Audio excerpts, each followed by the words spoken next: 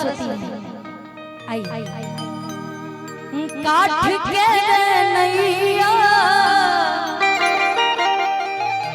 गंगा जी के तिरवा ताही पे बैठी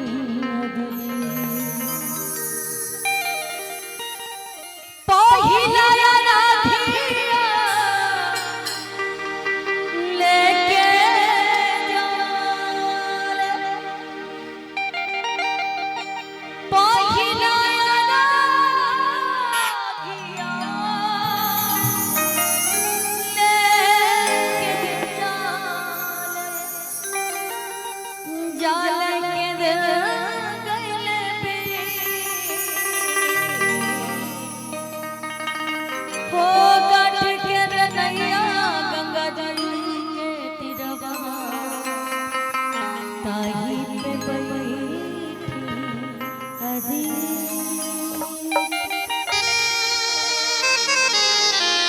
बोली छठी मैया की। और क्योंकि माहौल नहीं है, माहौल पूरा बदल चुका है, तो हम चाहते हैं कि थोड़ा सा चेंज माहौल हो जाए। और मैं क्षमा चाहूँगी छठी मैया से, क्योंकि आ जाओ भाई आप लोग, थोड़ा माइंड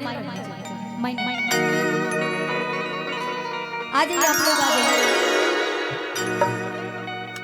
एक के बार बोलेंगे आना हो तो आइएगा, नहीं कोई दिक्कत नहीं है ना, क्योंकि हम अपना काम कर रहे हैं, आप लोग भी अपना काम करेंगे तो बड़ा अच्छा लगेगा, है ना। आइए कल्पना दीदी का बड़ा खूबसूरत से, उसके बाद में सैड सॉन्ग का पहले से फरमाइश है ना, हमको आज दुख हुआ कि हमको सैड सॉन्ग गाने का नहीं बुलाया, और बड़े दिन बाद चंदन जी से मुलाकात हुई है। झुमका झुलनिया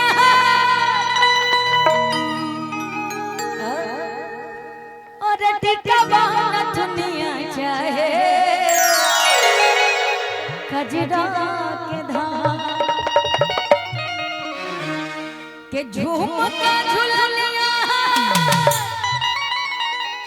टिका बहना दुनिया चाहे कजरा के धाम अतहरे हमर सोना हो सिंगार ए राजा सोना हो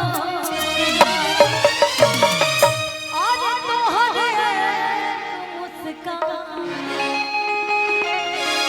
हमर सोना हो सिंगार राजा सोना हो अब कि झुमका झुलनिया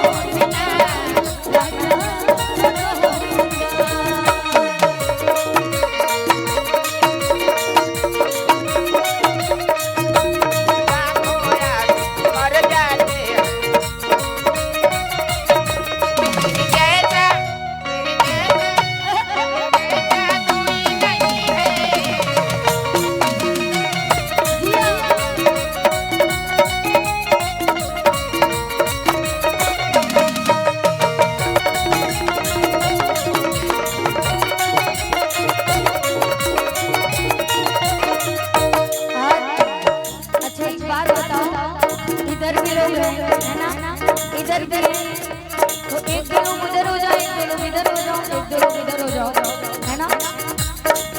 तो हरी से बातें पिया सिंधुवा में लाली मांगी आके हो जा कदेला रखवाली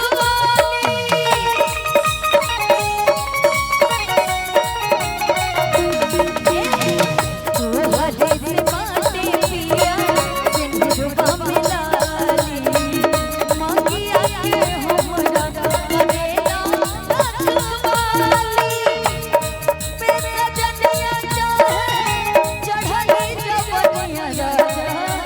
सब बातों